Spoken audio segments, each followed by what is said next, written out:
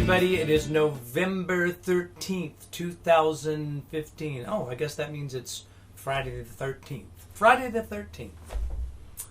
Again, every year it's Friday the 13th at some point in time, and I guess that's today. All right. Anyway, what's going on here at totallyvocals.com this week?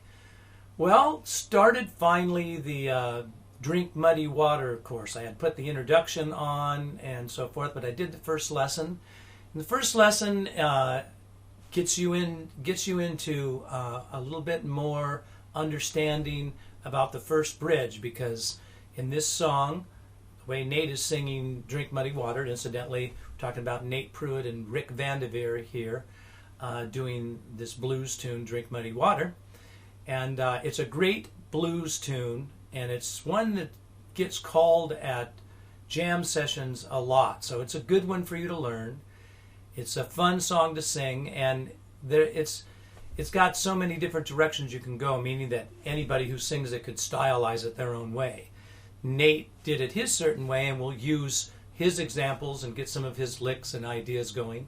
But also, like always, I like to point out what's really going on in the song, and the way the song starts off in lesson number 1. First thing that happens is Nate is in his mix, right on an E, right in sort of the, just a little bit higher than the beginning of mix in the first bridge for a baritone.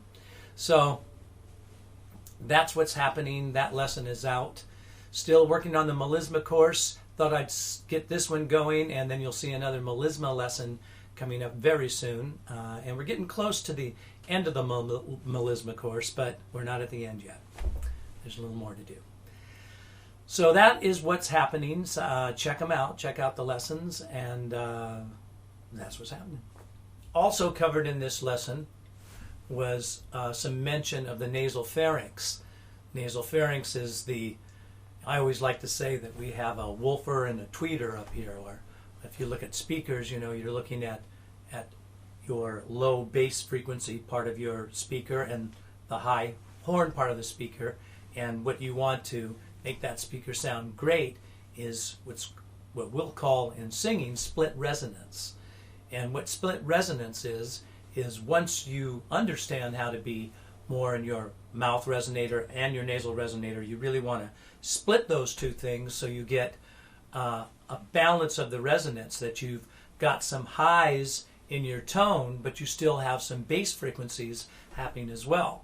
So the human voice and a speaker are very much the same thing. In fact, a speaker is really patterned off of that concept of the human voice.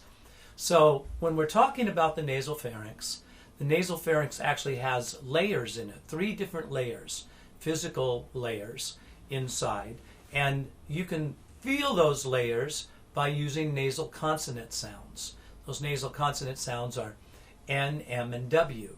So if I take an E vowel sound, and why would I take an E vowel sound? The reason why I would take an E vowel sound is E does a couple things. It brings the chords together a little tighter. It's a narrow sound as far as vocalizing it, and it's a little easier to feel the vibrations in your upper resonators with that type of vowel. E.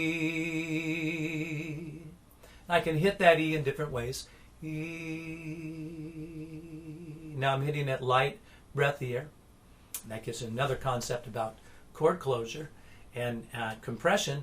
As I add more compression, I'll get more resonance in my tone and resistance against the vocal folds, and that resistance will create more resonant sound inside my vocal tract, and then my vocal tract will modify and feel those vibrations.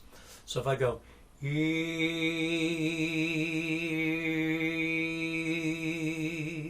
I'm moving it down into my E here with not much nasal resonance. E there with split resonance. I've got my E down here and my E up here, and I put them together. E, and I get good chord closure simultaneously. Then you get a sound that cuts through the band, cuts through the sound of the band, that you get this sound that starts to be able to differentiate everything else that's going on, if you were up in a live band situation, you have what we call a cut sound. And that sound sticks out over the bass guitar player and the drummer and everything that's going on. And that type of resonance records well as in the recording studio as well. So we're always looking for that. And you change it a little bit. But again, as I was starting to say, you can use the nasal consonants to sort of feel these different layers in your nasal resonator, in the nasal pharynx. So if I go nee, nee, nee, nee, nee, me, me, me, me, me, wee, wee, wee, wee, wee, can I use those sounds?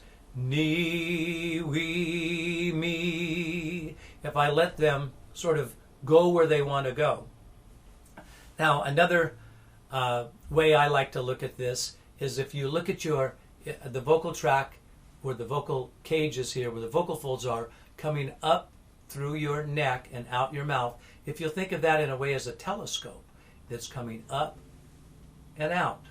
But make that telescope be your eyes. So as you're making the sound, you can feel where it's at in your telescope. Nee, me, we. Now it's very subtle. I'm hoping that I'm not just doing this and you're watching me, but you're trying it as well. Can you tell as you sing a nee, a me, and a we, if it feels like it's vibrating at all in any different place? Don't worry if you feel like you can't, but it will help feel the placement. And if you're sensitive to this, you can really start to understand a little bit more about what your body's doing. Understanding what your body is doing is really going to help you get different tones in your sound. So again, if I put a N in front of oo, we've got nu, mu, and woo. N, M, W. Nu, mu, woo. Let's take it a little higher. Nu, mu, woo. As you go a little higher in your mix, sometimes it's easier to really start to feel it because mix is pulling up in the higher part of your range, and even in the head voice. Nu, mu, woo. Nu, mu, woo. That helps you feel a little bit more about what the resonant placement is and sort of feeling the layers in your nasal pharynx. Now, I know this is really strange, but if you're really sensitive to it and you have even a cold, you can feel where you're plugged up just by feeling these vibrations as you're placing that sound up into your nasal resonator. So what's the musical tip? If you can balance your resonance between your mouth resonance and nasal resonance and split resonance, get those highs coming in but still keep a nice open sound, you're going to get a sound that cuts better both in recording and in live stage performance. So there's your tip of the week. Take the consonants, try them on different vowel sounds. Again, different vowel sounds create different shapes in the vocal tract, and you need to become flexible and good at all of those shapes, always working on all of those shapes in the end result, because that's what words are doing in our language. Musical tip of the week, learn some more about split resonance and how nasal consonants can help you discover that. If you're on YouTube, come on over and sign up for the free membership. You can get lessons with the free membership. All you've got to do is look at the free previews and check that out. And also you can actually get a full course, a beginning course that teaches you plenty about voice for free just by signing up and checking it out. So come on over. Lots more than that. We've got all kinds of songs and song breakdowns and all kinds of courses. So all of them, there's so much here to check out. Just come on over.